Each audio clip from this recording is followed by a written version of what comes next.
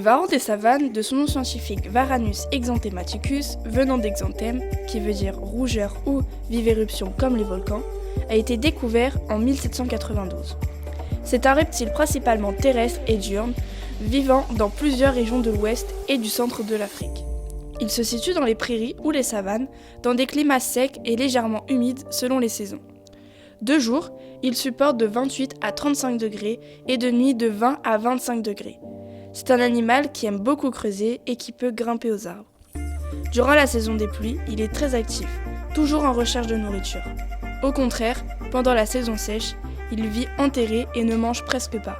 C'est un animal calme, craintif et docile.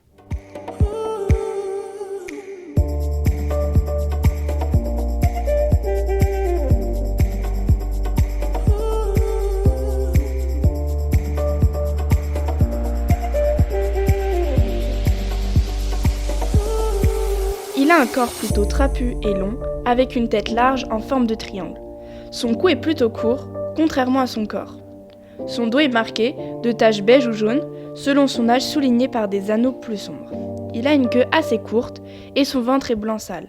Sa langue fourchue, bifide pour capter les odeurs et bleue pour se protéger du rayon du soleil dû aux fortes températures de son milieu, est caractéristique de son espèce et sa couleur varie généralement du gris au brun. Ses narines sont situées en arrière, équidistantes entre le bout du museau et les yeux. Il possède un troisième œil qui a un rôle de régulation du rythme circadien et de l'horloge interne en renseignant sur l'alternance jour-nuit. Il a des griffes et des dents très tranchantes ainsi qu'une mâchoire puissante. En revanche, il n'a pas de demeure aquatique mais sait nager s'il faut se nourrir. On peut reconnaître un mâle à sa tête carrée et à son museau plus émoussé.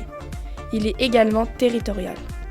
C'est un assez grand lézard qui peut faire entre 80 et 130 cm et qui pèse de 6 à 30 kg. Le varan des savanes a une espérance de vie de 10 à 15 ans. Il est carnivore à tendance insectivore. Dans la nature, il se nourrit généralement de scorpions, limaces, grillons, escargots ou encore mille-pattes. Occasionnellement, il peut se nourrir d'amphibiens ou rongeurs.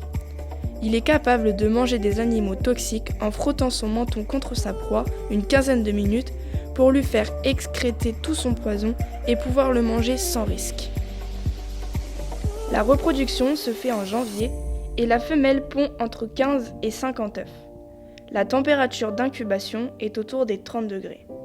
Environ 170 jours après, les œufs éclosent.